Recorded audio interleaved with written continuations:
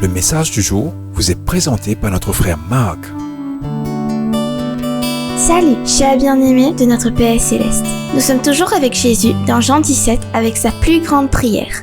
Dans cette même prière, il dit « Ce n'est pas pour eux seulement que je prie, mais encore pour ceux qui croiront en moi par leur parole, afin que tout soit un. Comme toi, Père, tu es en moi, et comme je suis en toi, afin qu'eux aussi soient un en nous, pour que le monde croie que tu m'as envoyé. » Dans Jean 17, versets 20 à 21. Bien-aimé, la prière de Jésus pour ses disciples à l'ombre de la croix est également la prière qu'il a priée pour nous. Jésus a prié que ses disciples soient gardés. Père Saint, garde par ton précieux nom ceux que tu m'as donnés, afin qu'ils soient un, comme nous. Il a prié à plusieurs reprises pour l'unité de ses disciples, qu'ils puissent être un, en ayant la même unité d'esprit qu'il avait avec le Père. Jésus a également prié pour que ses disciples aient sa joie.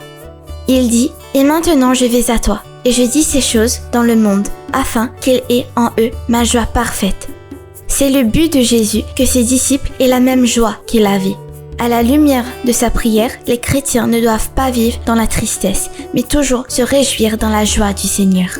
Jésus a également prié pour que ses disciples restent dans le monde pour achever l'œuvre que le Père leur avait donnée à faire. Il prie « Je ne prie pas pour que tu les enlèves de ce monde, mais pour que tu les gardes du mal. » Chaque vie, bien-aimée, a une mission distincte dans le monde. Un travail bien défini à accomplir nous a été assigné par Dieu. Nous le glorifions en accomplissant ses ambitions. C'est la première préoccupation de Jésus qu'aucun de ses disciples n'échoue à la tâche qui leur a été assignée en vertu d'une nomination divine. Jésus a également prié pour que nous soyons sanctifiés. Il pria pour notre sanctification en ces mots. « Sanctifie-les par ta vérité.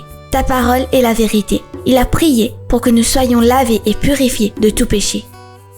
Il a pris des dispositions pour cette purification et la purification de ses disciples dans sa mort expiatoire sur la croix. Il fait référence à cette disposition dans sa mort expiatoire lorsqu'il dit « Et pour eux, je me sanctifie moi-même, afin qu'eux aussi soient sanctifiés par la vérité. » Dans ces mots, il parle de se mettre à part pour être crucifié afin que ses disciples soient crucifiés dans un sens spirituel, comme dans le cas de Paul qui a dit « Je suis crucifié avec Christ ».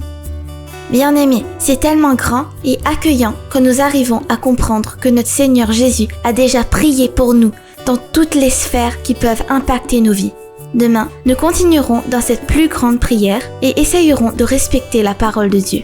Soyez bénis dans tous vos efforts. Profitez de votre journée en lui. Au revoir. Si toi aussi tu crois que la parole de Dieu est une bénédiction, partage-la et sois une source de bénédiction pour les autres toi aussi.